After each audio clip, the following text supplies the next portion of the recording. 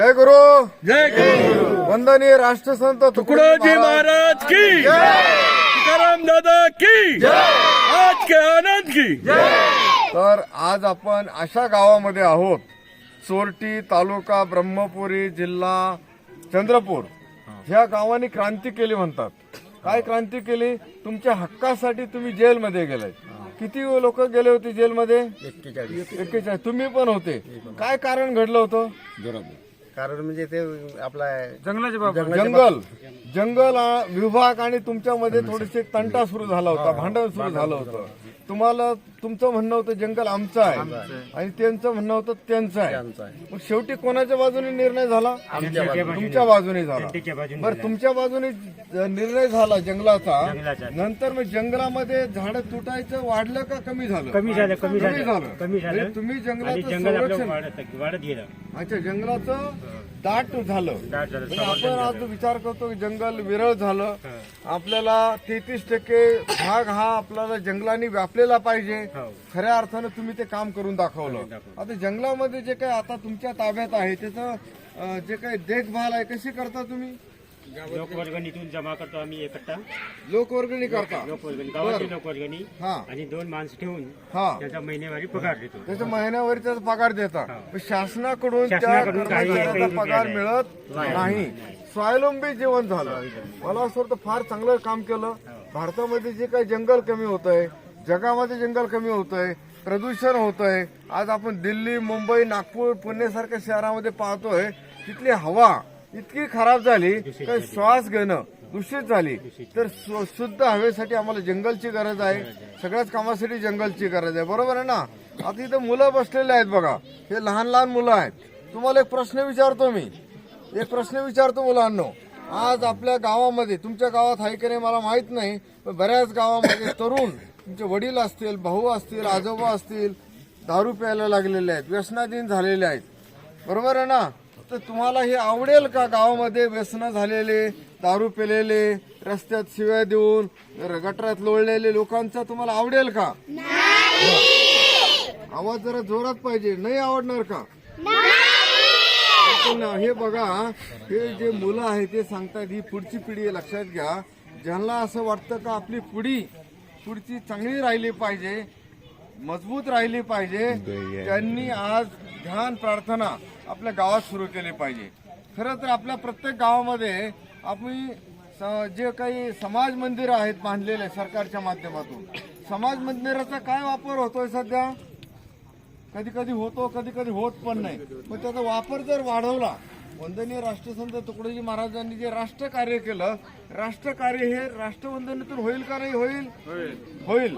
मग राष्ट्रवंदना आणि आपली सामुदायिक प्रार्थना दोन्ही गोष्टी, सकाळचं ध्यान जर आपण हे जे काही आपले समाज मंदिर आहे, समाज मंदिराचा वापर सकाळी ध्यानासाठी, संध्याकाळी प्रार्थनेसाठी जर केला तर काय वाटतंय तुम्हाला? चांगलं होईल का वाईट होईल? किती लोकांना वाटतंय करायला पाहिजे? सगळ्याला। तुमच्या गावापासून सुरुवात करणार? हो। कुठे समाज मंदिर तुमचं? माग आहे। समाज मंदिरामधून उद्यापासून चोरटीमध्ये आपलं काय होईल? सकाळचं ध्यानाला जेवढ्याला जमतं तेवढ्यानी या। संध्याकाळच्या प्रार्थनेला आपण सगळ्यांनी आलं पाहिजे। मला असं वाटतं तुमच्या गावात चालू आहे, मग तुमच्या गावासारखं सगळ्या गावात झालं पाहिजे का नाही भाऊ? झालं पाहिजे ना? मग आपण तसं करूया। गुरुजी पण या ठिकाणी आहेत। आमचे गुरुजी म्हणजे आज आमच्यामध्ये तुकडोजी महाराज आहेत। ज्यांनी तुकडोजी महाराज पाहिले नाही त्यांनी गुरुजी बघावे। बरोबर आहे ना? गुरुजी आज तुकडोजी महाराजांना आपण दाखवू शकत नाही, फोटोच पाहू शकतो ना, परंतु तुकडोजी महाराजांचा आवाज ऐकायचा असेल, विचार ऐकायचा असेल, आणि तुकडोजी महाराजांची या देशाच्या प्रती असलेली स्वातंत्र्यानंतरची जी इच्छा होती, काय झालं पाहिजे, गुरुजी तुम्ही सांगा काय म्हणजे आपल्या महाराजांना काय अपेक्षित होतं? महाराजांना प्रत्येक गाव हे स्वावलंबी, स्वयंशासित आणि स्वयंपूर्ण झालं पाहिजे। त्यांनी ग्रामगीतेच्या शेवटच्या अध्यायात सांगितलेलं आहे की यातची माझे समाधान, सुधारेल ग्रामाचे जीवन, पाखंड जाईल वितोन मतलबी यांचे। महाराजांना समाधान याच्यात आहे का प्रत्येक गाव हे स्वावलंबी, स्वयंशासित आणि स्वर्गासारखं हे झालं पाहिजे। जसं भगवान श्रीकृष्णाच्या काळात गोकुळ होतं, दुधाचे पाट वाहत होते, सगळे सुखी होते लोक. तर ते वैभव खेड्यापाड्यात आज दिसलं पाहिजे स्वतंत्र भारतामध्ये, ही महाराजांची इच्छा. आणि म्हणून त्यासाठी त्यांनी ग्रामगीता निर्माण केली. आणि ते जरी गेले पण त्यांचं ते हृदय आहे, ग्रामगीता आहे माझं हृदय, असं त्यांनी म्हटलेलं आहे. तर माझं हृदय मी इथं ठेवून जात आहे ग्रामगीता. त्याप्रमाणे आपण जर वागले तर आपल्या गावाचं स्वर्ग होईल. आणि तसं जर झालं तर निसर्ग सहाय्य दे वेळेच्या वेळी, वृक्षवेली बहरती फुले फळी, जलपूर्ण होतील नद्या तळी आपली मर्यादा न सोडता. निसर्ग आपल्याला साथ देईल. आज निसर्ग कोपला आहे, कुठं भूकंप आहे, असे वेगवेगळे म्हणजे हे अरिष्ट येत आहेत देशात. कुठं युद्ध आहे, कुठं भूकंप आहे, कुठं आजारी आहे. जगामध्ये लढाया चालू आहेत. इराण तो पुन्हा आता हे पाकिस्तान इस्लाम राष्ट्र सुद्धा लागलं. अशांती आहे. आणि शांती निर्माण होण्याकरता आपणाला राष्ट्रसंताच्या तत्वज्ञानाचा वापर करावा लागेल. प्रत्येक गावात सामुदायिक प्रार्थना.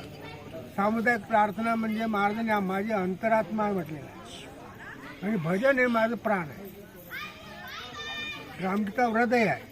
ह्या 3 गोष्टी त्यांनी ठेवून गेलेल्या आहेत. तर त्यांच्या याचा आपण उपयोग करून आपलं गाव सुजलाम सुफलाम केलं पाहिजे. आणि आपली पिढीसुद्धा त्या मार्गाने लावली पाहिजे. ते करण्याची शक्ती युक्ती बुद्धी गुरुदेवांनी तुम्हा आम्हाला सर्वांना द्यावी अशी मी प्रार्थना करतो. आणि मी 2 शब्द सांगतो. जय गुरु. जय गुरुदेव.